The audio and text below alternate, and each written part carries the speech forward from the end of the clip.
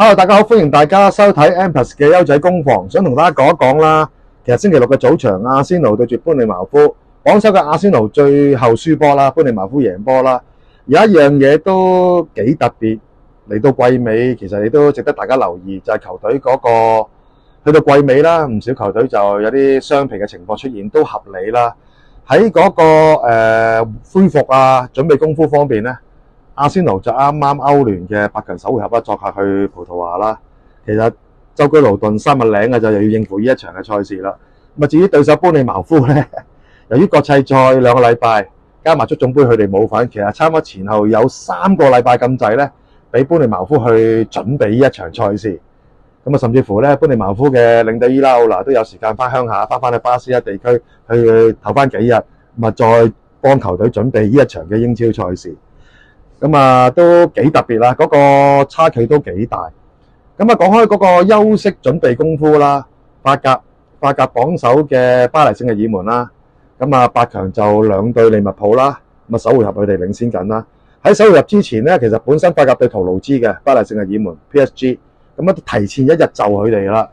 咁啊之後咧就係2場嘅8強對利物浦咧，巴黎聖日耳門有一場喺中間嘅，就本身係要對第2位嘅朗斯。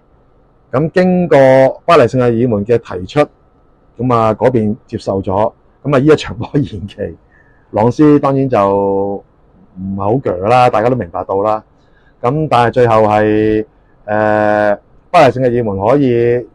養精蓄銳，準備歐聯8強次回合對住利物浦嘅賽事啊。所以英超球隊都唔恨得咁多。喺咁嘅呢個 case， 其實我記得以往法甲試過嘅。意甲都試過嘅，但係英超就冇呢樣嘢，反而有陣時都個賽期係偏得幾不利啊！即係要多邊戰線嘅英超一啲嘅強隊咁樣啊！講開嗰個當然啦，即係巴黎聖日耳門可以講啊，喂，如果我喺歐洲賽歐聯打得好，亦都增加可以加強咗咧法甲嗰個嘅歐聯係數嗰個好成績，咁啊嗰個成績好。咁啊，自然帶動到咧法甲嘅球隊可以爭取更加多嘅歐洲賽嘅席位。咁啊，講緊歐洲賽嘅席位啦，早前亦都係英超方面提過啦，肯定今季最少前第5位嘅球隊已經可以打來屆嘅歐聯噶啦。咁另外睇翻而家呢一刻咧，英超球隊打歐聯啦、歐霸啦，咁啊另外歐協聯啦，咁啊如果呢啲球隊假如有條數計出嚟，好多能夠贏波衛冕嘅話啦，咁啊睇睇你最後有聯賽杯個冠軍等等嘅話咧，最多來屆英超球隊可以有超過一半11支球隊可以打來屆嘅歐洲賽，都幾誇張。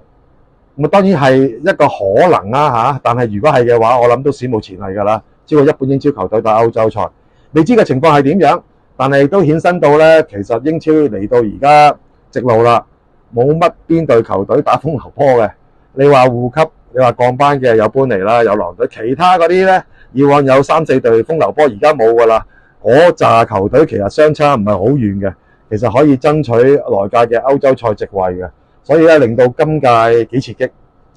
爭冠軍阿仙奴啱啱失分，優勢仍然有喺度，爭來屆嘅歐洲賽席位就係咁去到10幾位都有得爭噶啦。護級形勢。般尼狼隊就當然冇乜希望啦，尾3有排爭啦，熱刺啊、韋斯咸啊、列斯聯啊，即係好多嘅球隊森林咁樣，所以嚟到季尾都好刺激，好多話題啊。不過同大家傾住咁多先，最緊要大家繼續支持我哋安博體育傳媒啊，同埋小弟嘅優質工房，下次再同大家見面，拜拜。